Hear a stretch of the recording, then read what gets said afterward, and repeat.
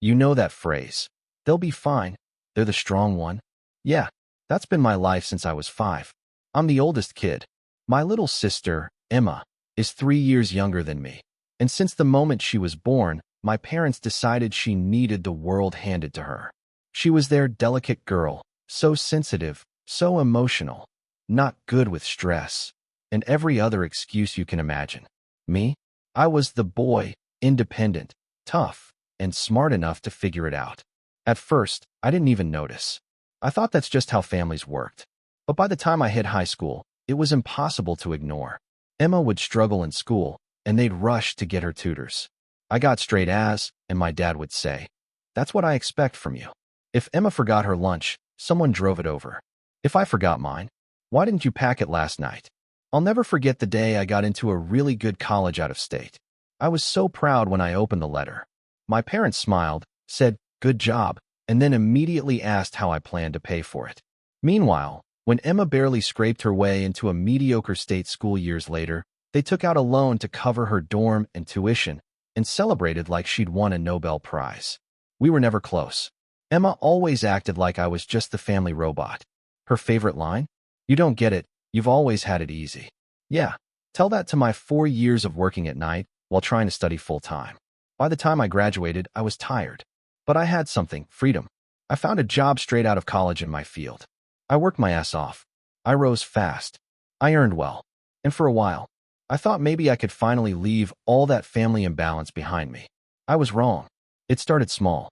A message from my mom one evening. "Hey, sweetie, we're a bit short this month. Could you help with the utility bill? Just until we catch up?" I didn't think much of it. I was doing well. It was a couple $100. I sent it over that night and even added a little extra. My dad thanked me with a simple thumbs-up emoji. No joke. A few weeks later, it was something else. Car insurance came due, and it caught us off guard. Then, your sister's laptop broke right in the middle of a job hunt. Can you help? I sent the money.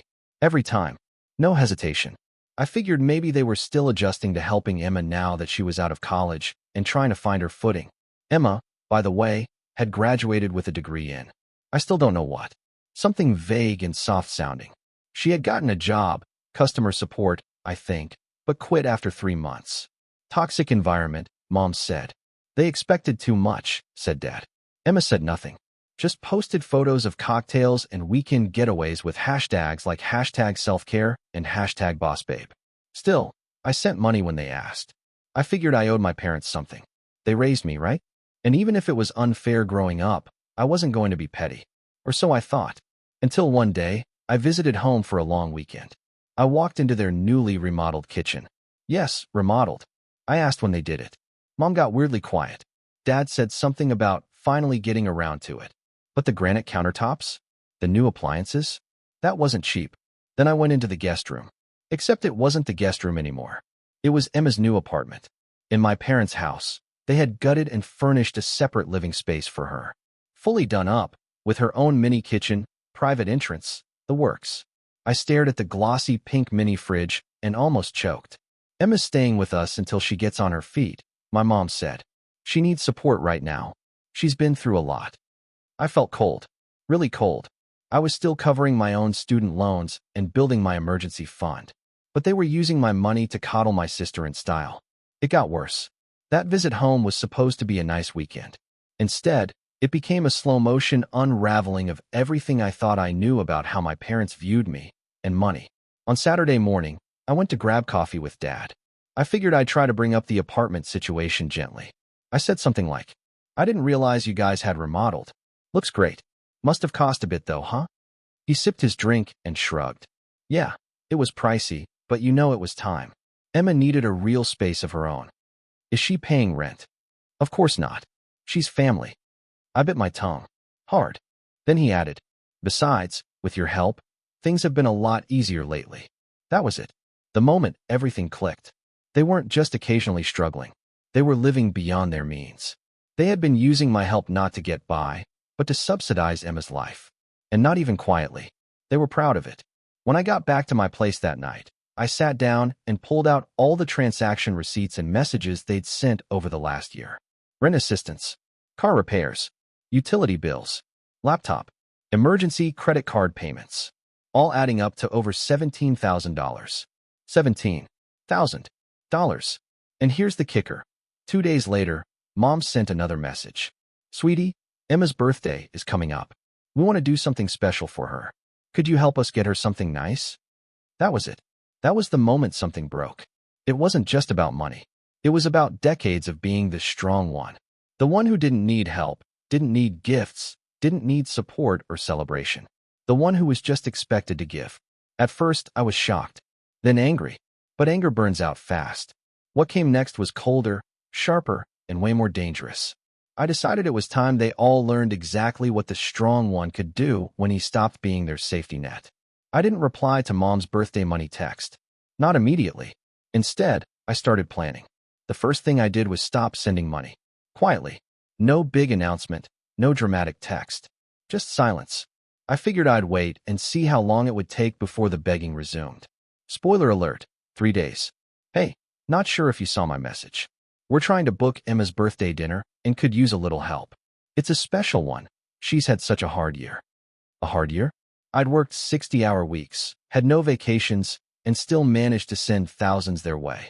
Meanwhile, Emma was getting designer handbags and a custom closet built in her apartment inside their house. And she had the nerve to post a TikTok of her hauls with the caption, POV, your parents and your rich brother adore you. That did it. So here's what I did. I got my financial records in order. I made a list of every transfer, every bank receipt, every excuse they'd used. I didn't plan to sue them or anything. This was just fuel. I called my cousin, Rachel. She's one of the only relatives who always saw through the BS. We chatted for hours. Turns out, my parents had told the whole extended family that I'd offered to support them and Emma because I felt guilty for leaving home. That lie lit a fire in me. I wasn't just their piggy bank. I was their scapegoat too. I crafted the message. One that would finally put everything on the table. No more playing the loyal son. But before I sent it, I did one more thing. I made a surprise visit back home. I didn't announce it. Just showed up on a Sunday morning. Emma answered the door in fuzzy slippers and a robe that probably cost more than my laptop. She looked annoyed. Ugh, what are you doing here? I was about to go get a facial. I smiled. Perfect. Let's all have a family chat first. She groaned, but called our parents into the kitchen. They came in smiling, until they saw the look on my face. Then I dropped the folder with every transaction on the table. We're going to talk. Now. I'll never forget the silence after I dropped that folder on the table. You could hear the fridge humming. Mom blinked like she didn't understand what was in front of her. Dad just stared at it. Emma? She looked offended. What's this supposed to be? She scoffed, arms crossed like I was interrupting her spa day. It's every dollar I've sent you in the last 2 years, I said. Itemized. Categorized. Tracked. Mom tried the soft tone first. Honey, we're grateful for everything. You've been so generous, and we never expected. Cut it, I snapped. You told people I offered to pay because I felt guilty. You made me look like some obsessive brother with a savior complex, while you were bleeding me dry. Dad cleared his throat. That's not fair. We've had hard times. We thought you'd understand. I would have, I said, if it was really about helping the family. But let's talk about Emma's hard times, shall we? Emma rolled her eyes. This again. You just don't get it. You've always been a robot. No emotions. No stress. You're not built like me. I turned to her. You're right. I'm not built like you. I don't get to bail on jobs after 3 weeks and cry about being pressured. I don't get to live rent-free while my parents renovate my apartment. I don't get to waste money on bags and brunches while pretending I'm healing.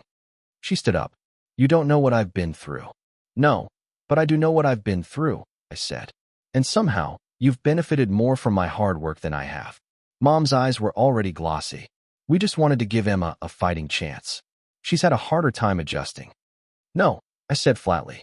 You chose to raise her that way. You babied her. You taught her that the world would adjust to her, instead of teaching her how to handle it.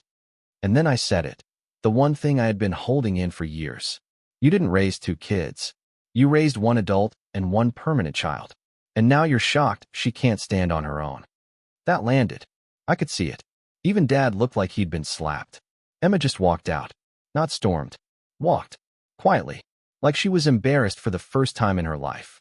After Emma left the room, the silence was almost worse than the argument. Mom sat down slowly like her legs couldn't hold her anymore.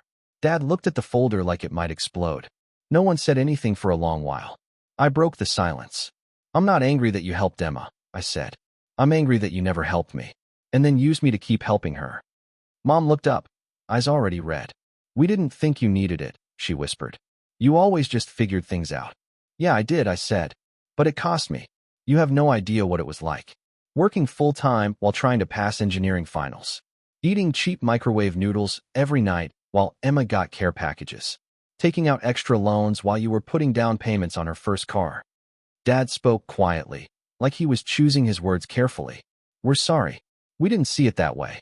Maybe we should have done more for you. You think? I said. You didn't even come to my graduation. You said flights were too expensive.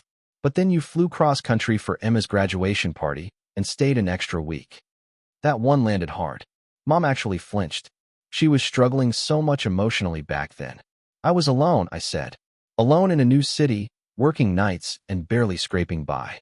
And every time I called, you acted like I was bothering you. They didn't deny it, which somehow made it worse. I stood up, grabbed the folder, and headed for the door. I'll give you time to think. But understand this, things are going to change. Fast.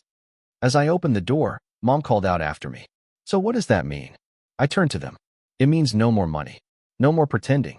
And soon, no more safety net for any of you. Then I left. And for the first time in years, I felt light. I thought they'd take me seriously. After that showdown, I figured they'd finally get it, that the gravy train was over, and it was time to start acting like grown adults. Nope. 2 days later, I got a text from Dad. We're low on groceries. Just until payday. Can you spot us $200? 2 days. After I laid everything out. Then Emma texted me the next morning. Hey, can you Venmo me like $40? I'm getting drinks with friends later, and I'm kinda broke. I'll pay you back. I stared at that one for a full minute. That was the moment I realized. They didn't take me seriously because they didn't believe I'd ever stop. They thought I was bluffing, that I'd blow off steam, vent a little, and go back to being the strong one. So I made it real.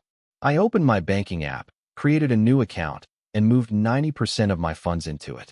I closed the old one, the one they had been using to send requests and invoices. Next, I changed my number. No announcement. No warning. Gone. I blocked them on social media. Every one of them. Facebook, Instagram, even LinkedIn. Then, I called my workplace's HR and told them to remove my emergency contact info. When they asked why, I said, family stuff. Just make sure no one can call on my behalf unless I personally approve it. Lastly, I emailed my landlord and changed the emergency backup contact on my lease to a trusted friend. I erased every possible financial, emotional, or logistical lifeline they had to me. And I didn't stop there. Remember Cousin Rachel? She was more than happy to accidentally tell the rest of the extended family why I'd gone silent. Turns out John had been sending thousands to his parents for years while they spoiled Emma like a princess. He finally said no, and they lost it. Let the gossip fly. The next few weeks were oddly peaceful. No guilt texts. No fake emergencies. No manufactured drama. Just quiet. Until Emma showed up at my door. It was a rainy Saturday morning. I was sitting on the couch with coffee, halfway through a movie, when the knock came. I wasn't expecting anyone. When I checked the peephole and saw Emma, hair curled, makeup done, holding an umbrella like she'd walked out of a fashion ad, I nearly choked on my drink. I opened the door, but didn't move aside. What are you doing here? She blinked like I was the one being weird. You blocked me. You blocked everyone. You can't just disappear on your family. Watch me, I said. You need something? She brushed past me into the apartment like she owned the place. I didn't stop her. I wanted to hear what she'd come up with. Mom and Dad are freaking out. They said you've gone off the deep end. That you're being selfish and cruel. I raised an eyebrow. Selfish? After I've paid for half of everything they've done for you over the past 2 years? She dropped her bag on my coffee table like she was settling in for a long monologue. Okay, maybe they leaned on you too much. But they were just trying to keep us all afloat. And yeah, I needed help. I still do. I'm not like you, okay? I can't just turn my feelings off and become a work machine. No one asked you to be a machine, I said. We just asked you to act like an adult. She crossed her arms. You know what this really is? You're bitter. You've always resented that Mom and Dad treated me differently. Admit it. That stopped me. Not because she was wrong, but because she finally said it.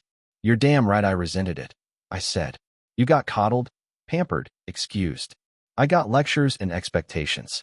And now you're mad because the ATM finally ran out of patience. So what now, she snapped. You're just gonna abandon the family? Punish us forever? I stood up and walked to the door. No, I'm going to let you all experience what I did. Figure it out. Like I had to. She scoffed, grabbed her bag. Whatever. You'll come crawling back. You always do. Then she slammed the door behind her. But this time, I didn't chase her. This time, I locked it. After Emma's dramatic exit, I waited. Not for her to apologize, because I knew she wouldn't, but to see how long it would take for the rest of the circus to start spinning again. A week passed. Nothing. Then another. Still nothing. No messages. No calls from unknown numbers. No surprise visits. It was dead quiet. At first, I thought maybe they'd finally gotten the message. That maybe they were learning what boundaries looked like. But then I got a message from cousin Rachel. Just 5 words. You won't believe this crap. Attached was a screenshot from Emma's Instagram.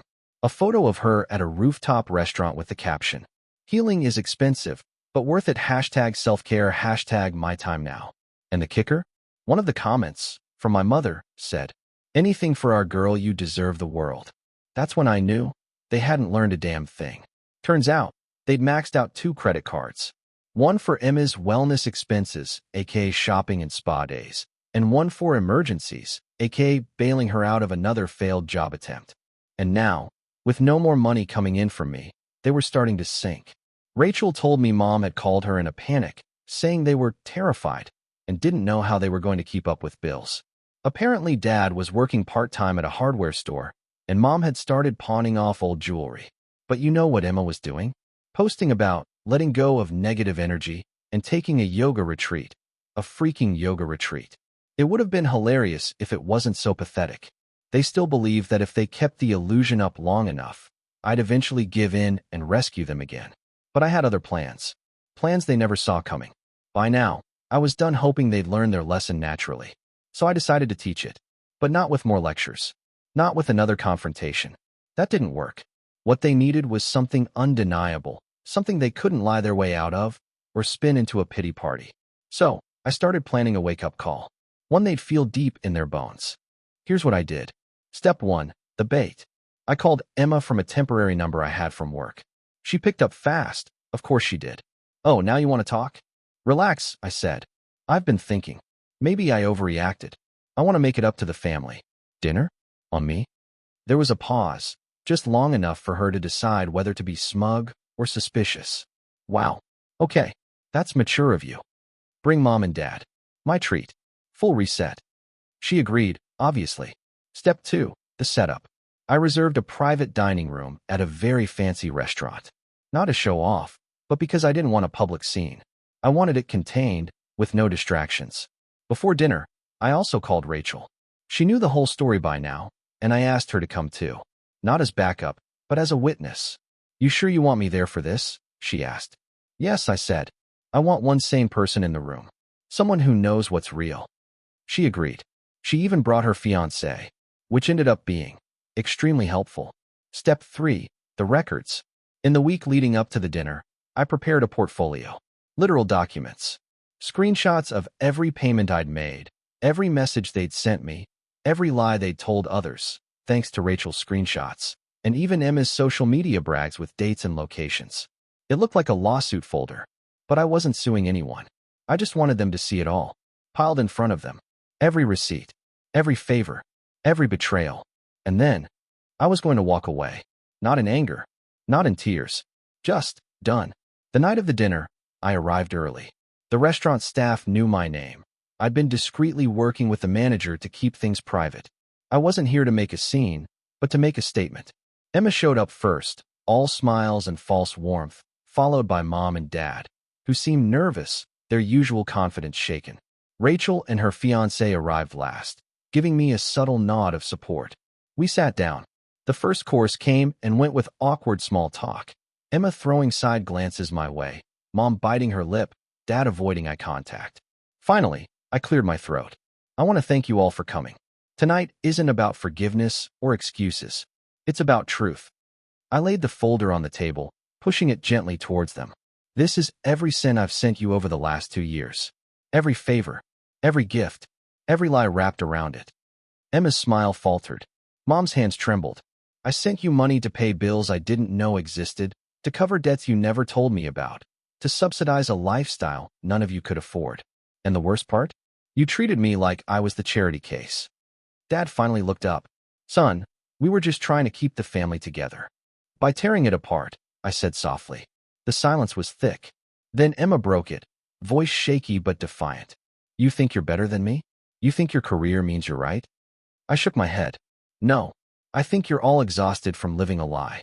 And I'm tired of being the one to clean up the mess. So I'm done. The waiter brought the check. I paid it. This is the last time I'll send a dime. It's time you all learn to stand on your own. Mom's eyes welled up, but I stood firm.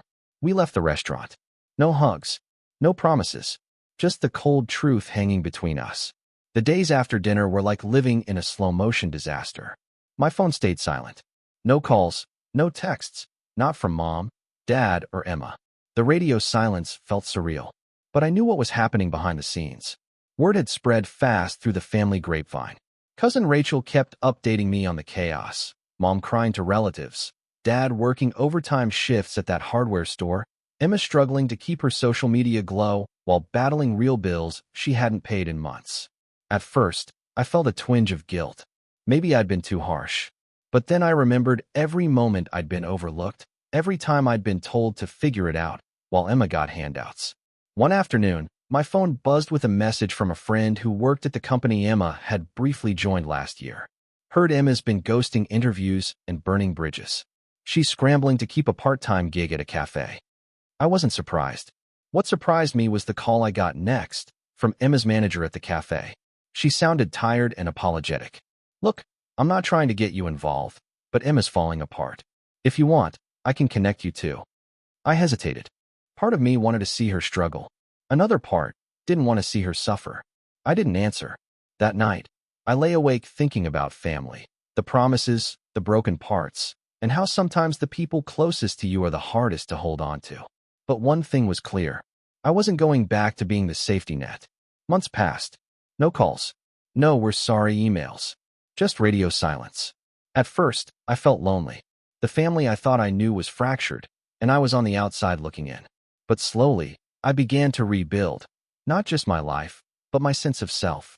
I poured my energy into my career. Promotions came. Raises followed. I moved into a new apartment, my first place that felt like mine, without ghosts of family expectations hanging over me. And then, something unexpected happened. A letter arrived from Emma. No fanfare. No guilt trips. Just a simple note.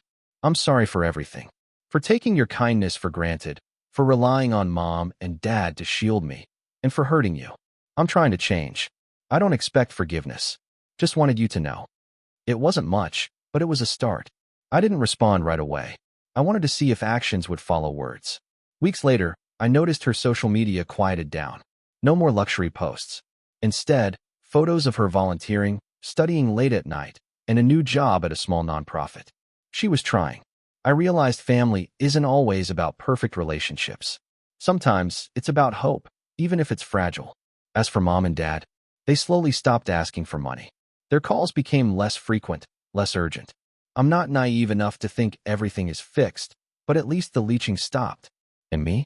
I learned a hard lesson about boundaries, respect, and self-worth. Looking back, I realize how easy it was to fall into the trap of being the strong one. The kid who doesn't get a break because everyone expects him to handle it all.